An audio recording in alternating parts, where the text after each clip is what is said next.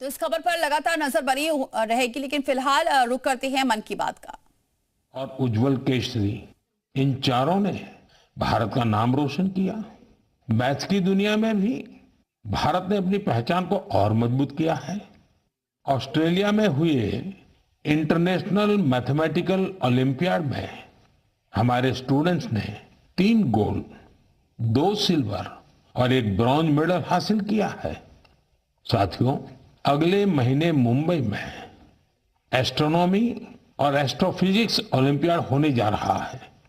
इसमें 60 से ज्यादा देशों के छात्र आएंगे, वैज्ञानिक भी आएंगे। यह अब तक का सबसे बड़ा ओलंपियाड होगा।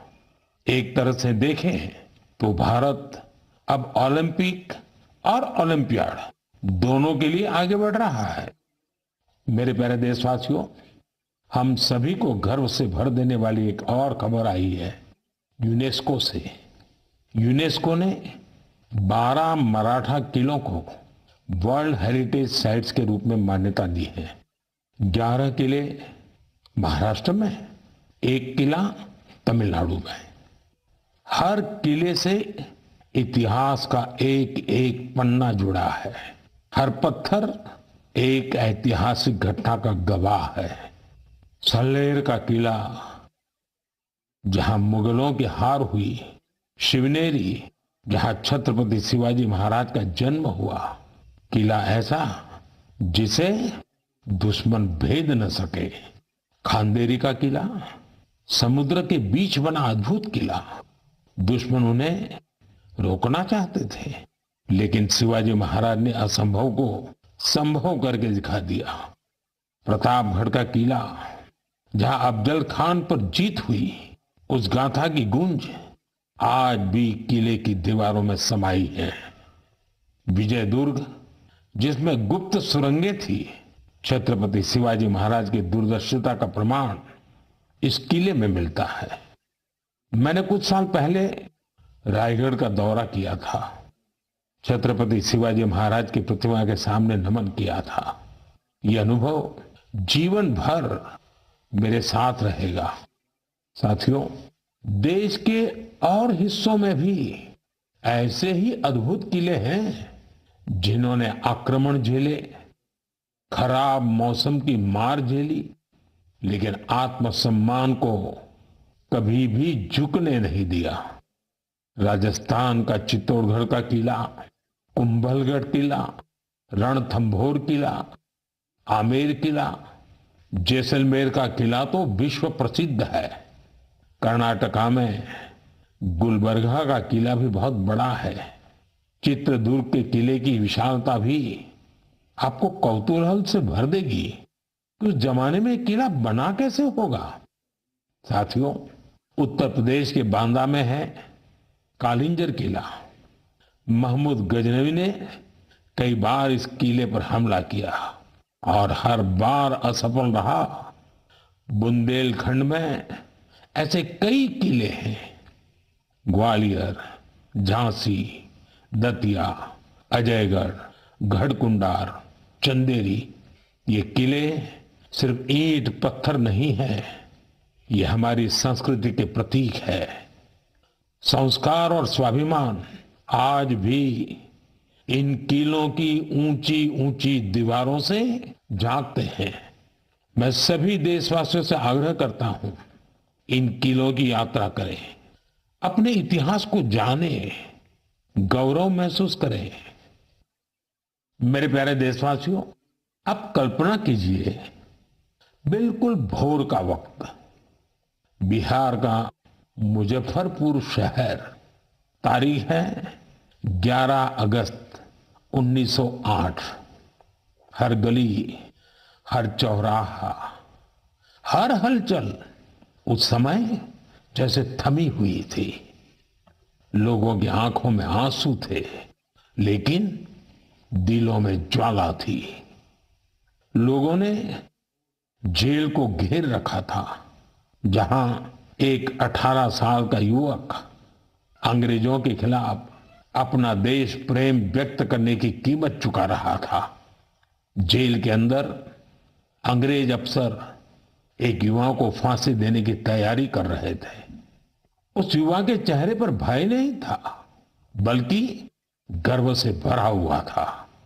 वो गर्व जो देश के लिए मर मिटने वालों को होता है। वो वीर, वो साहसी युवा थे खुदीराम बोस। सिर्फ 18 साल की उम्र में उन्होंने वो साहस दिखाया जिसने पूरे देश को झकझोर दिया। तब अखबारों ने भी लिखा था, खुदीराम बोस जब फांसी के फंदे की ओर बढ़े तो उनके चेहरे पर मुस्कान थी।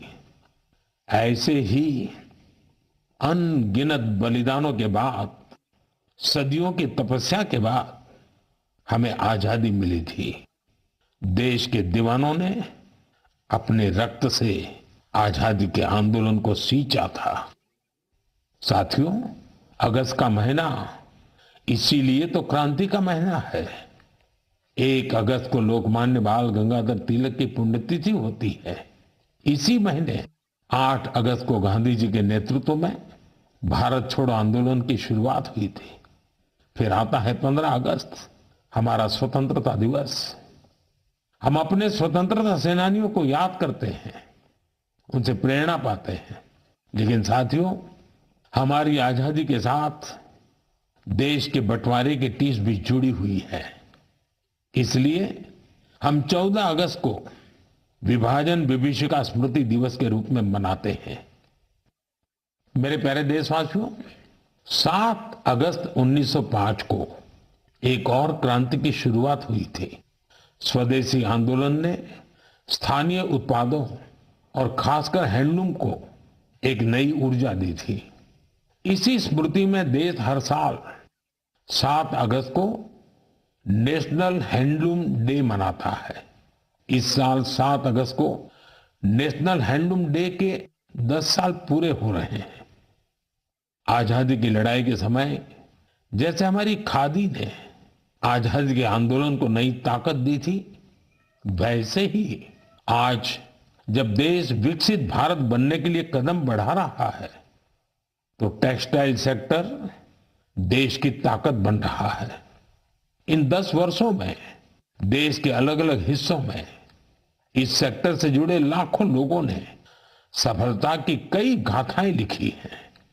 महाराष्ट्र के पैठण गांव की कविता धवले पहले एक छोटे से कमरे में काम करती थी। न जगह थी और न ही सुविधा। सरकार से मदद मिली, अब उनका हुनर उड़ान भर रहा है।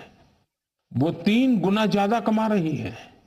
खुद अपनी बनाई पैठणी साड़ियां बेच रही है। उड़ीसा के मयूरभंज में भी सफलता की ऐसी ही कहानी है।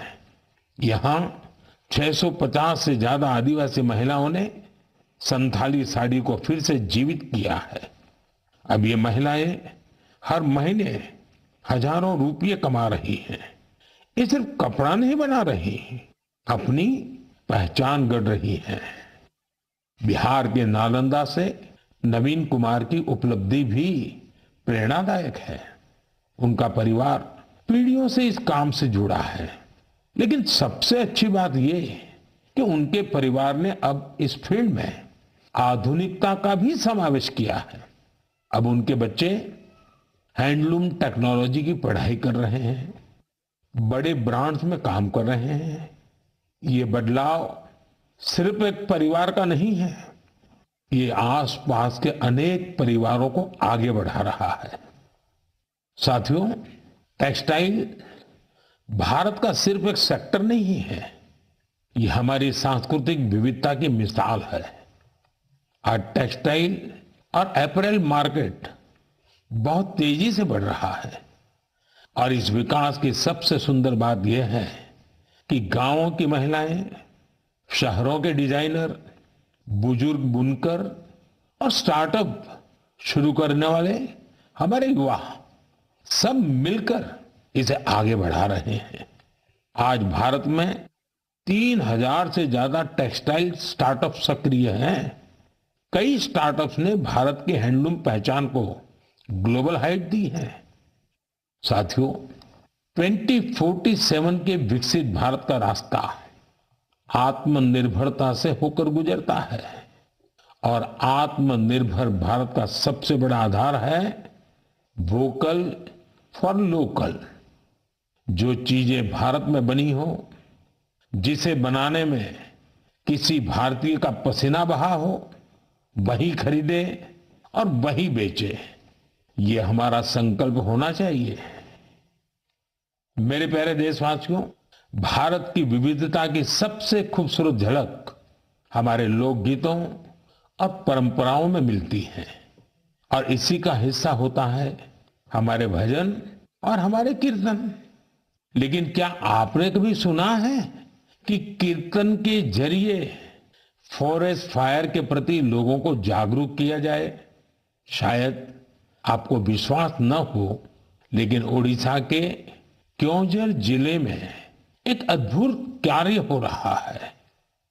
यहां राधा कृष्ण संकीर्तन मंडली नाम की एक टोली है। भक्ति के साथ साथ ये टोली आज पर्यावरण संरक्षण का भी मंत्र जप रही है। इस पहल की प्रेरणा है प्रमिला प्रधान जी। जंगल और पर्यावरण की रक्षा के लिए उन्होंने पारंपरिक गीतों में नए बोल जोड़े, नए संदेश जोड़े। उनकी टोली गांव-गांव गई, गीतों के माध्यम से लोगों को समझाया कि जंगल में लगने वाली आग से कितना नुकसान होता है। ये उदाहरण हमें याद दिलाता है कि हमारी लोक परंपराएं कोई बीते युग की चीज नहीं है। इनमें आज भी समाज को दिशा देने की शक्ति है। मेरे प्यारे देशवासियों, भारत की संस्कृति का बहुत बड़ा आधार हमारे त्योहार और परंपराएं हैं। लेकिन हमारी संस्कृति की जीवंतता का एक और पक्ष है। ये पक्ष है अपने वर्तमान और अपने इतिहास को डॉक्यूमेंट करते रहना। हमारी असली ताकत वो ज्ञान है जिसे सदियों से पांडुलिपियां मैन्युस्क्रिप्ट के रूप में सहेजा गया है। इन पांडुलिपियों में विज्ञान है, चिकित्सा की पद्धतियां हैं, संगीत है, दर्शन है और सबसे बड़ी बात वो सोच है जो मानवता के भविष्य को उज्जवल बना सकती है। साथियों, ऐसे असाधारण ज्ञान को, इस विरासत को सहेजना हम सबकी जिम्मेदारी है। हमारे देश में हर कालखंड में कुछ ऐसे लोग हुए हैं जिन्होंने इसे अपनी साधना बना लिया। ऐसे ही एक प्रेरणादायक व्यक्तित्व है मणि मारन जी, जो तमिलनाडु के तंजावुर से हैं। उन्हें लगा कि अगर आज की पीढ़ी तमिल पांडुलिपियां पढ़ना नहीं सीखेगी तो आने वाले समय में ये अनमोल धरोहर खो जाएगी। इसलिए उन्होंने शाम को कक्षाएं शुरू की, जहां छात्र, नौकरी पेशा युवा, रिसर्चर सब यहां आकर के सीखने लगे। मणि मारन जी ने लोगों को सिखाया कि तमिल सुवड़ियल यानी पाम लीफ मैन्युस्क्रिप्ट को पढ़ने और समझने की विधि क्या होती है। आज अनेकों प्रयासों से कई छात्र इस विधा में पारंगत हो चुके हैं। कुछ स्टूडेंट्स ने तो इन पांडुलिपियों के आधार पर ट्रेडिशनल मेडिसिन सिस्टम पर रिसर्च भी शुरू कर दी है। साथियों, सोचिए, अगर ऐसा प्रयास देश भर में हो तो हमारा पुरातन ज्ञान केवल दीवारों में बंद नहीं रहेगा, वो नई पीढ़ी की चेतना का हिस्सा बन जाएगा। इसी सोच से प्रेरित होकर भारत सरकार ने इस वर्ष के बजट में एक ऐतिहासिक पहल की घोषणा की है, ज्ञान भारतम मिशन। इस मिशन के तहत प्राचीन पांडुलिपियों को डिजिटाइज किया जाएगा। फिर एक नेशनल डिजिटल रिपोजिटरी बनाई जाएगी, जहां दुनिया भर के विद्यार्थी, शोधकर्ता भारत की ज्ञान परंपरा से जुड़ सकेंगे। मेरा भी आप सबसे आग्रह है, अगर आप किसी ऐसे प्रयास से जुड़े हैं या जुड़ना चाहते हैं तो माईगॉव या संस्कृति मंत्रालय से जरूर संपर्क कीजिएगा, क्योंकि यह केवल पांडुलिपियां नहीं है, यह भारत की आत्मा के वो अध्याय हैं जिन्हें हमें आने वाली पीढ़ियों को पढ़ाना है। मेरे प्यारे देशवासियों, अगर आपसे पूछा जाए कि आपके आसपास कितनी तरह के पक्षी हैं, चिड़िया है, तो आप क्या कहेंगे? शायद यही कि मुझे तो रोज 5-6 पक्षी दिख ही जाते हैं या चिड़िया दिख ही जाती हैं। कुछ जानी पहचानी होती हैं, कोई अनजानी, लेकिन ये जानना बहुत दिलचस्प होता है कि हमारे आसपास पक्षियों की कौन कौन सी प्रजातियां रहती हैं। हाल ही में एक ऐसा ही शानदार प्रयास हुआ है।